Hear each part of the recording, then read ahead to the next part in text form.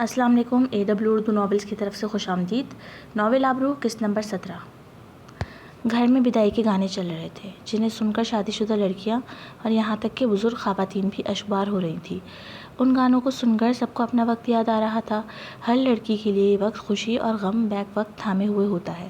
اپنے ماں باپ کے گھر سے جانے کا غم، جہاں پیدا ہونے سے لے کر جوان ہونے تک کا وہ سفر طے کیا ہو جو ماں باپ کی محبت اور شفقت لیے ہوتا ہے، اور کھٹی میٹھی چھوٹی بڑی خوشیوں کی یادیں. ایک لڑکی کی زندگی کا منظرنامہ اسے ایک دن میں ہی تبدیل ہو کر رہ جاتا ہے. وہیں نئی زندگی کی شروعات کی خوشی بھی ہوتی ہے.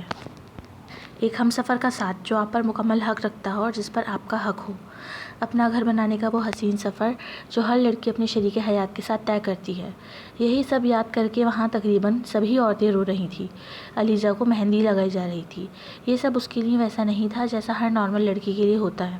اگر اس کی زندگی بھی عام لڑکیوں جیسی ہوتی تو وہ بھی مہندی کی اس خوشبو کو اور دلہن بننے کے اس حسین سے احساس کو ضرور انجوائے کر رہی ہوتی.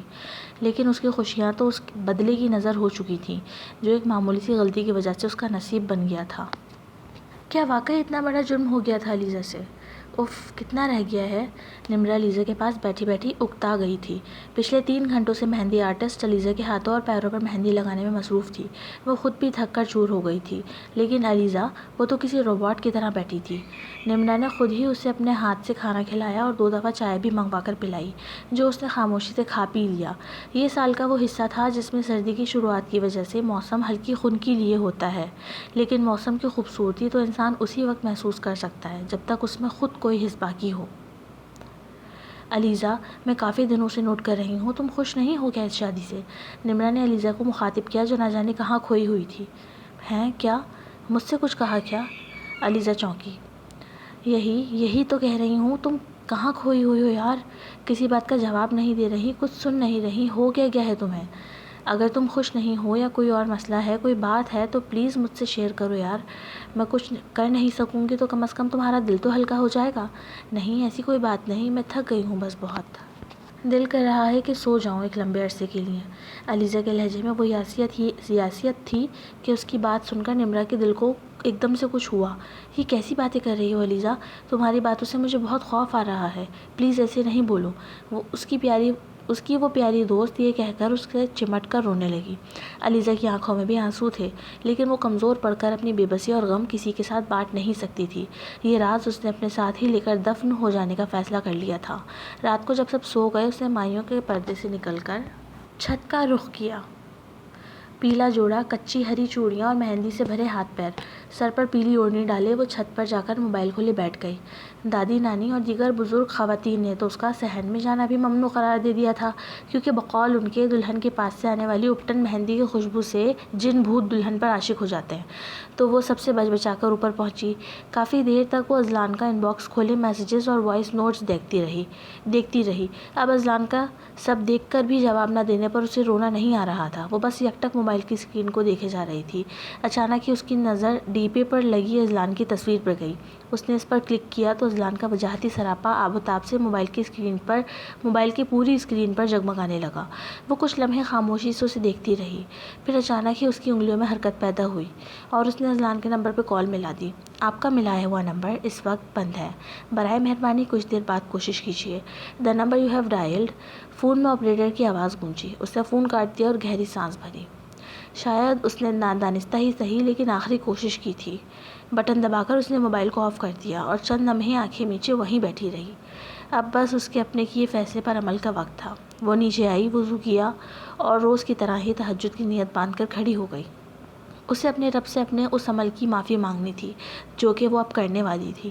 سجدے میں گرے اسے وقت کا اندازہ نہ ہوا اور صبح ہو گئی.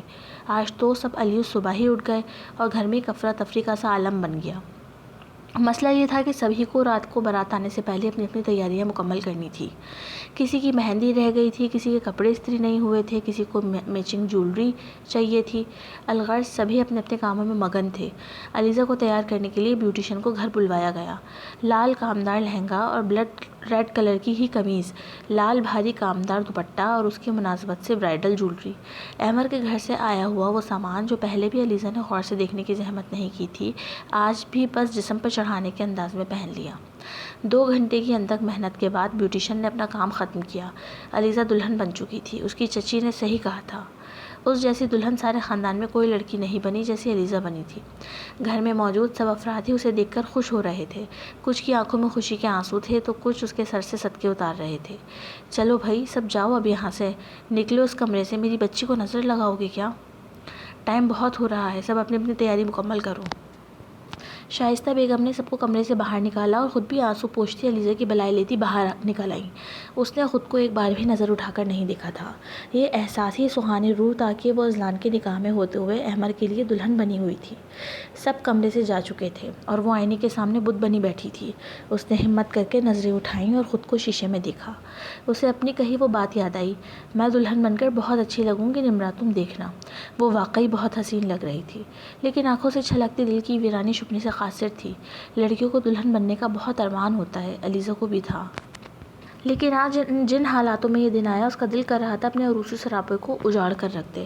اسے لگ رہا تھا وہ سرخ لباس آگ سے بنا ہے جس سے اس کی روح جھلس رہی ہے۔ یہ اس فیصلے پر عمل کرنے کا وقت تھا۔ ہاں وہی فیصلہ۔ اس نے حرام موت کو اپنے لیے چن لیا تھا۔ اسے حرام رشتے سے حرام موت بہتر لگی۔ آج وہ خود کو ختم کر کے اذلان سے دشمنی اور بدلے کا ہر رشتہ ختم کرنے والی تھی۔ آج اذلان کا بدلہ پورا ہونے والا تھا۔ اس نے اس زندہ دل باتونی خوبصورت لڑکی کو تباہ کر دیا جیسا کہ وہ چاہتا تھا۔ آج وہ برباد ہو چکی تھی۔ وہ کسی اور کے نکاح میں ہوتے ہوئے کسی اور کے بستر کی زینت بننے سے بہتر موت کو سمجھ رہی تھی۔ اس نے خود کو ختم کرنے کا ارادہ کر لیا تھا۔ اگر وہ خود کسی کو نہ بتاتی تو کیا ہی کسی کو پتہ چلنا تھا۔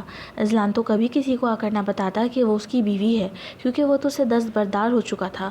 لیکن اللہ کی نظر میں زانی بننے سے بہتر اس نے خود کو ختم کرنا سمجھا۔ کوئی نہیں جانتا لیکن اللہ تو جانتا ہے۔